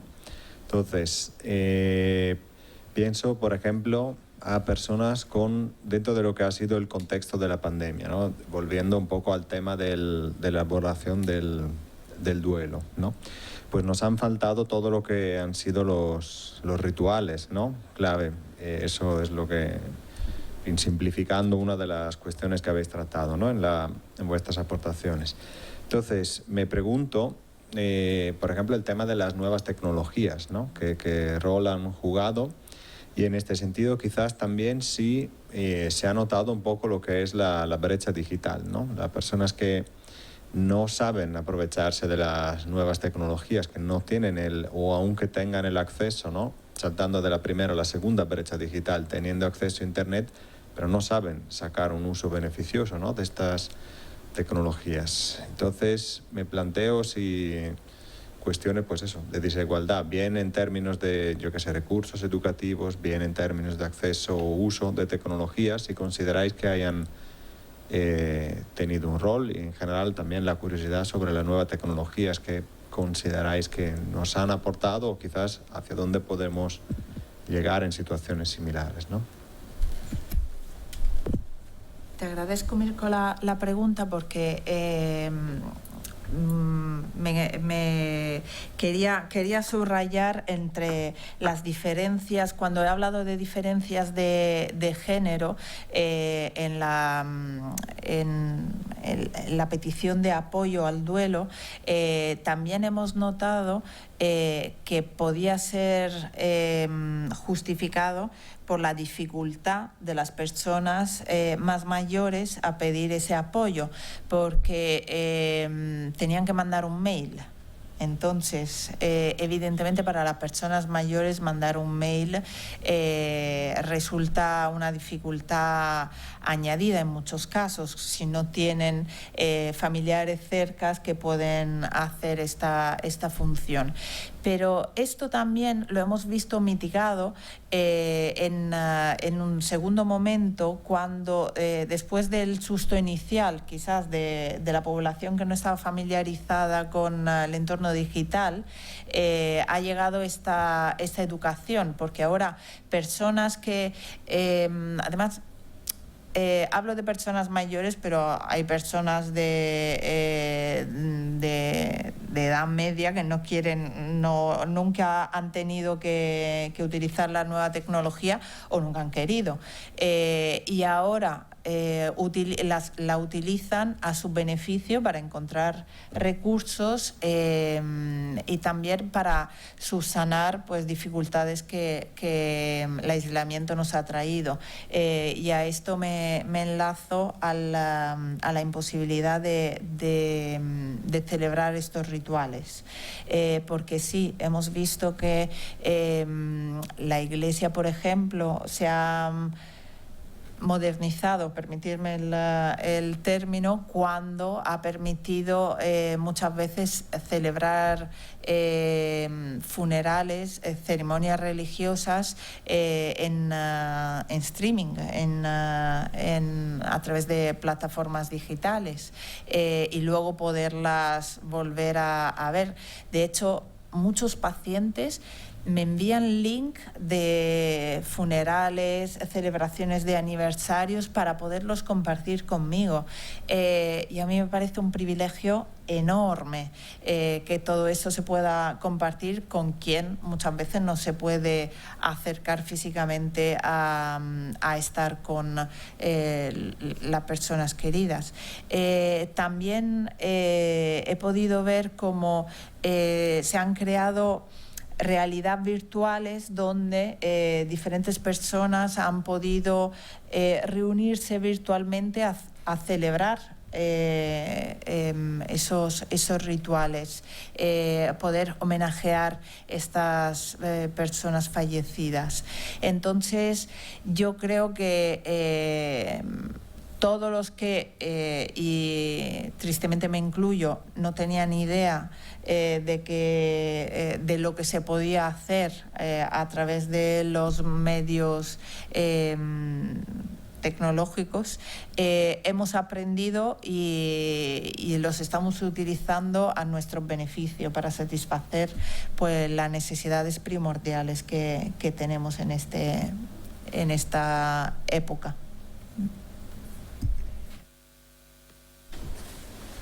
Yo creo que todo esto que explica Valeria, pues es un mensaje optimista, irrealista, ¿no? Como dice Carmelo y María Dolores Avia, ¿no? Ese optimismo inteligente, ¿no? A la hora de ver cómo, por ejemplo, las personas mayores, que ejemplificaba Valeria, nos han demostrado que siguen siendo capaces de aprender si se les dan el acceso a esas competencias. No es ponerle un ordenador, es enseñarle cómo trabaja o cómo hacer una videollamada, ¿no? Como mis suegros mayores, ¿no? Hacían en el confinamiento. Bueno, pues si se les ha dado la herramienta y las claves de uso, creo que la tecnología pues ha ayudado muchísimo, ¿no? Y en el ámbito educativo, pues ya lo has dejado tú también deducir, ¿no, Mirko? Con todos esos niños confinados, y que ahora, cuando ha venido Filomena, pues han dicho, pues no pasa nada, que sigan en casa dando clase, ¿no? Por otro lado, yo creo que es una analogía también esta tecnología utilizada por quien puede. Es una analogía de esa desigualdad que hay, por ejemplo, en el acceso a recursos de salud mental en general, ¿no? La pandemia nos sigue mostrando cómo en el mundo hay una notable desigualdad. Nos sigue mostrando cómo ya vamos estando vacunados en los países occidentales, en Estados Unidos, pero que en otros países pues todavía queda muchísimo, ¿no? En Latinoamérica o en los países africanos, y con la salud mental pues creo que ocurre lo mismo, ¿no? Tenemos grandes profesionales de salud mental en las instituciones públicas, pero que ven a una persona. Hoy se tuiteaba, ¿no? También un aspecto pues horroroso también de la gestión de crisis suicidas, ¿no? Es que no te puedo ver hasta dentro de bastantes días, ¿no? Y creo que entonces solo el que puede pues acude al psicoterapeuta privado, que sí que le puede ver una vez a la semana o dos si fuera necesario. Entonces, bueno, pues creo que esto subraya esa desigualdad por la que tenemos que seguir, contra la que tenemos que seguir trabajando, ¿no?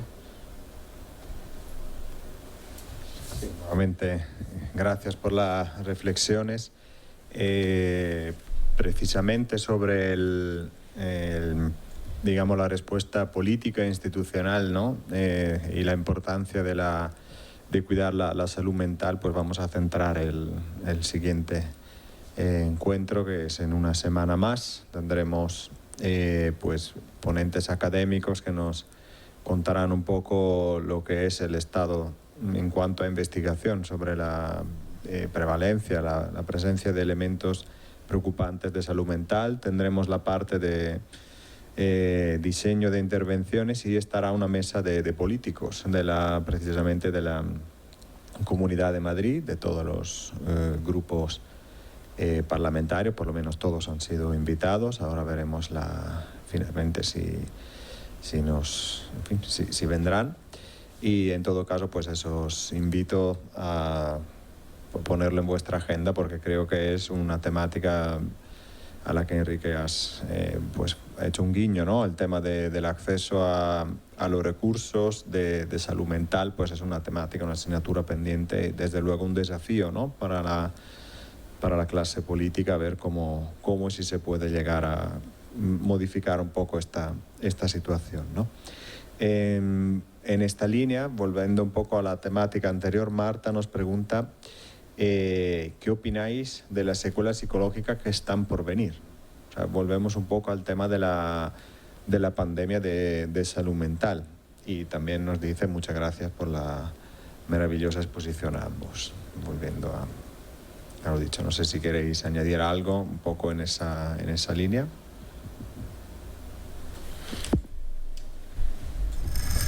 Como os he dicho, ya desde muy pronto en la intervención del primer dispositivo del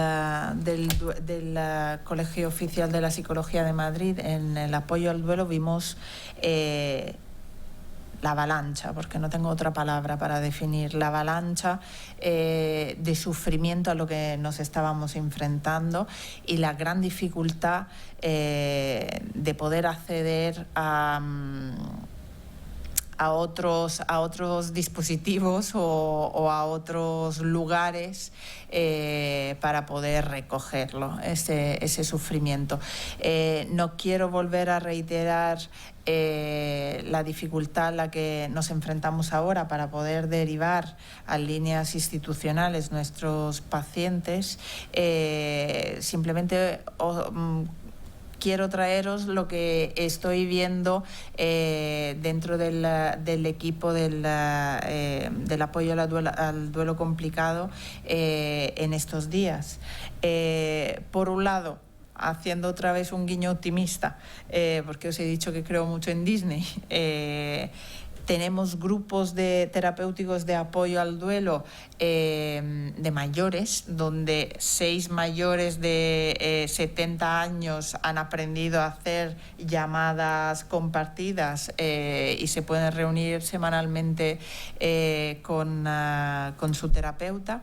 Y lamentablemente estamos teniendo también que soportar pues personas con patología mental previa porque no hay otro sitio donde se les pueda atender. Entonces estamos haciendo también este trabajo y esa labor de soporte que igual es el servicio de duelo en sí, pero nos encontramos con estas grandísimas dificultades.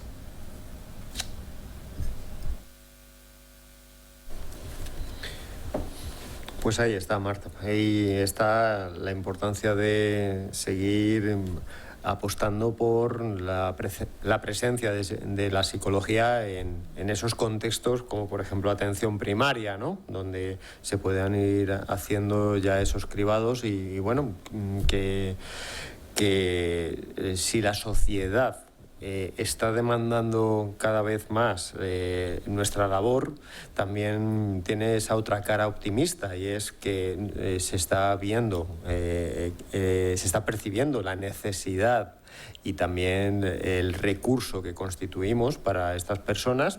Y ya lo que toca es el siguiente nivel, ¿no? El que haya conciencia por parte de quienes tienen que gestionar esto, ¿no?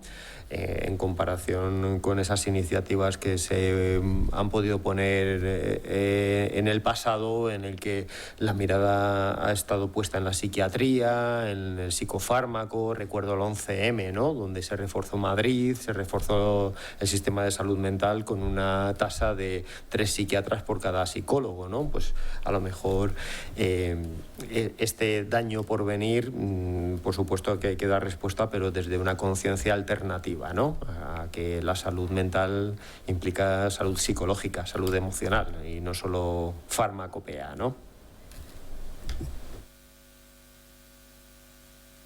Una pregunta muy concreta para Enrique, que creo que viene quizás, no lo sé, no lo puedo saber desde aquí, pero me parece una pregunta típica de alguien que está aprendiendo, y pues eso, agradecer la presencia de nuestros estudiantes de la facultad, que seguramente están aprovechando estas ponencias, ambas, pero en este caso la pregunta va hacia Enrique y es la siguiente. Enrique Parada ha mencionado un modelo cooperativo para trabajar con suicidas.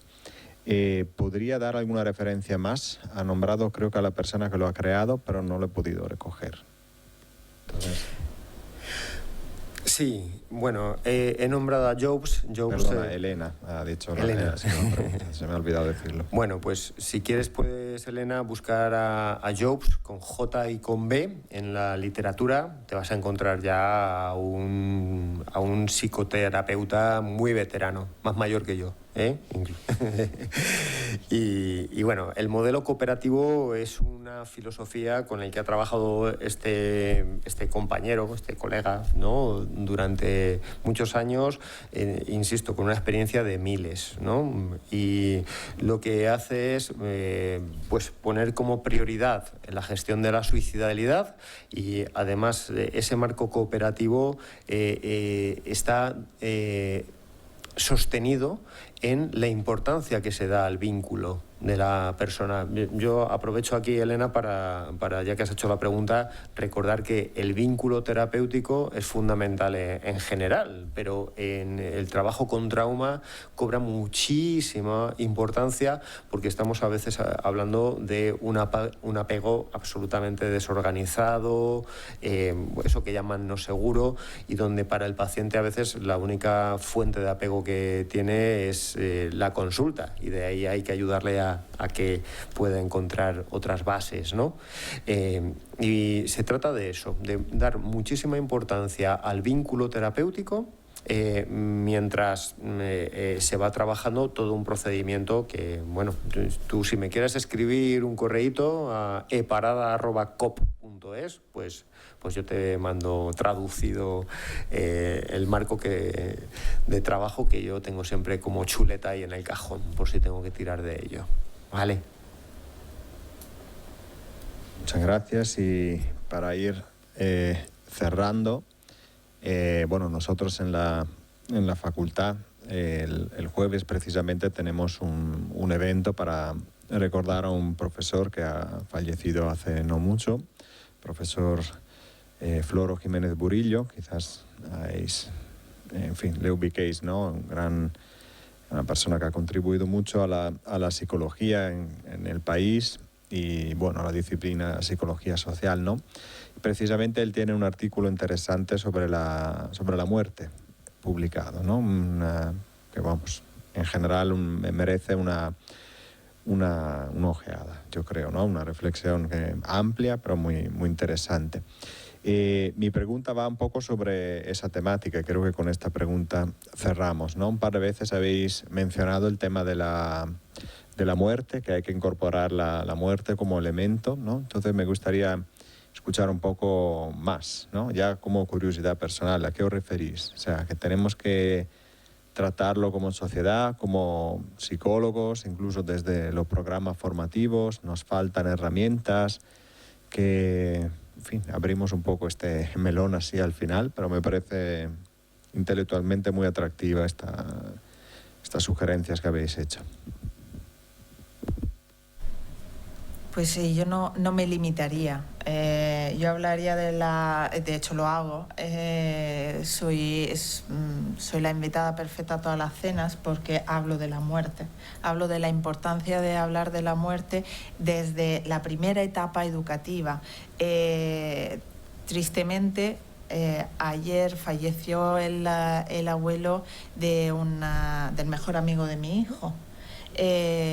Entonces vi como un niño de 9 años fuera de la consulta él ha elaborado a lo largo de esta semana en que el abuelo se ha puesto más crítico hasta ayer y hoy que ha habido el funeral esta nueva etapa, ¿no? de relación con el abuelo.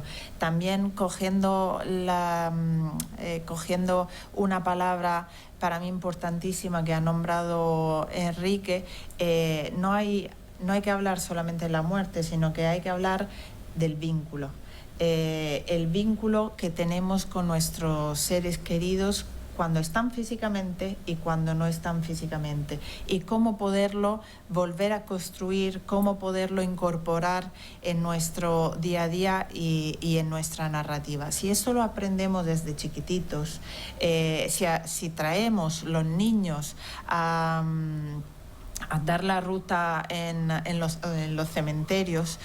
Perdonar que abra otra paréntesis, pero la semana pasada un paciente, curiosamente italiano, me hablaba de sus costumbres, de ir de la mano con su abuela a saludar la familia cuando volvía al país de origen. Y saludar la familia no es solamente saludar los seres queridos vivos, sino pasar a poner una flor a cada tumba del cementerio.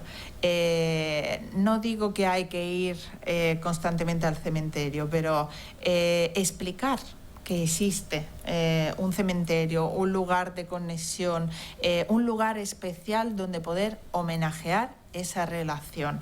Explicarlo a los niños, perpetuarlos de jóvenes, mantenerlo de adultos y quizás describirlo en una edad mayor como nuestras voluntades, me parece importantísimo para poder crear poco a poco esta sociedad que no está apegada solamente a la felicidad, sino que puede estar apegada a todo el maravilloso abanico que representa la vida desde su inicio hasta su fin.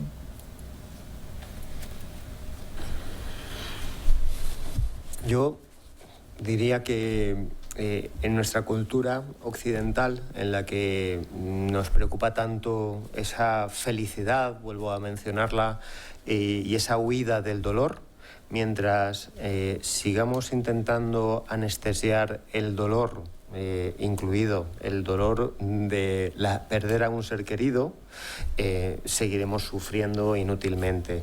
Y para dejar de sufrir inútilmente, pues podemos empezar por los niños, ¿no? Por educar a los niños en que se relacionen sanamente con el dolor. Y eso implica un cambio educativo y un cambio cultural, ¿no? Pero bueno, yo ahí también veo menos Disney y creo que es un trabajo en el que todavía nos queda mucho, porque estamos en la felicidología con títulos de libros de autoayuda que, bueno, luego traducidos a la realidad pues no son tan fáciles, ¿no? El ser feliz para siempre y esas cosas, ¿no? Entonces, bueno, lo traduzco ahí, un cambio cultural que, por cierto, si mirásemos a Oriente, en Occidente aprenderíamos mucho, quizás, ¿no? Y que ese cambio cultural se aterrice en la educación, ¿no? De los más pequeñitos. Yo, desde luego, con mi hija, que tiene 11 años, hablamos de la muerte con muchísima naturalidad, pero porque desde pequeñitos, pues, desde pequeñita, pues, hemos acogido, ¿no? Discursos que a veces en el egoísmo de una niña pequeña pues pueden ser incluso sorprendentes, ¿no? Ya quiere heredar mi casa, etcétera, ¿no? Pero bueno, cuando lo acogemos dentro de su aprendizaje, pues también estamos dispuestos a que aprenda otras cosas que le van a ayudar emocionalmente mucho también.